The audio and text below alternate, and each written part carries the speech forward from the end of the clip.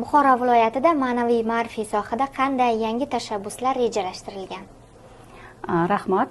Haqiqatan ham bugungi kunda Respublika ma'naviyat ma'rifat markazi Buxoro viloyat bo'limi tomonidan yangi tashabbuslar bilan yangi yilni boshladik desak to'g'ri bo'ladi.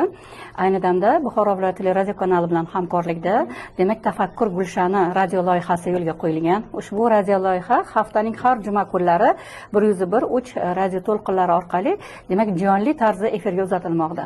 Bunda biz aholimizni orasida ma'naviyat ma'rifat demak ishlarini targ'ib qilish, ularni ma'naviy boyliklarini, shu bilan birgalikdagi ma'naviy bilimlarini yanada ko'paytirish, ularni vatanparvarlikka chorlash, shu bilan birgalikda demak ulardagi mana shu ma'naviy hayotga qiziqishini yanada orttirish maqsadida bu tashkil etilgan bo'lib, haftaning har juma kunlari amalga oshirilyapti. Tafakkur Gulshani radio loyihasi demak bu bizning yangi tashabbuslarimizdan va ayni damga qadar demak 2 oy mobaynida juda ham aholimiz faol ishtirok etishdi va mana shu jonli tarzda olib borilgan radio loyihadagi viktorina savollarda ishtirok etganlarning 18 nafari g'oliblikni qo'lga kiritishdi va mana shu kelayotgan hafta juma kunda ularni demak radio efir orqali hamda demak televizion syomkalar orqali demak ularda taqdirlash ishlarini biz olib boramiz.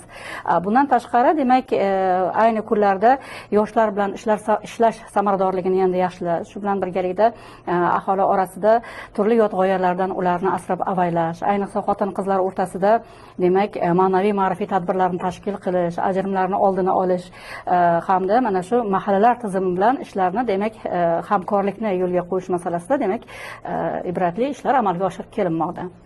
Yoshlar tashkilotlari bilan hamkorlikda qanday loyihalarni amalga oshirmoqchisizlar?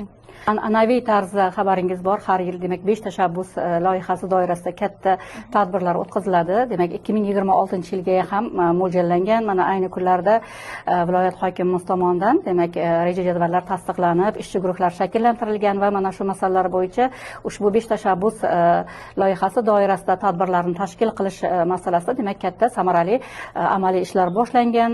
Bundan tashqari viloyatimizdagi mana shu asosan yoshlar oliy ta'lim muassasalarida, o'rta maxsus demak ta'lim muassasalarida hamda maktablarning yuqori sinf o'quvchilarini tashkil qiladi.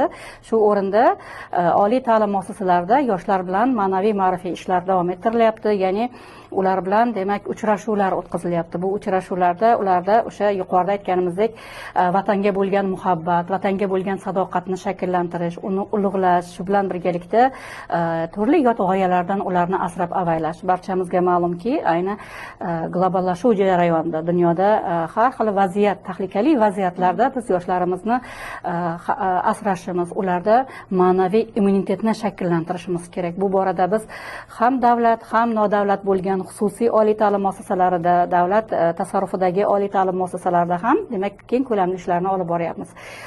Va bu borada bizni Respublika ma'naviyat ma'rifat markazi Buxoro viloyat bo'limi bilan hamkorlikda viloyat hokimligining diniy ishlari boshqarmasi, bundan tashqari demak hamkor tashkilotlar yaqindan yordam bermoqdalar. Suhbat uchun rahmat. O'ylaymizki, bu amalga oshirilayotgan ishlar yoshlarning tarbiyasi, ma'naviyatini yuksaltirishda muhim ahamiyatga ega bo'ladi. Katta rahmat, salomat bo'ling.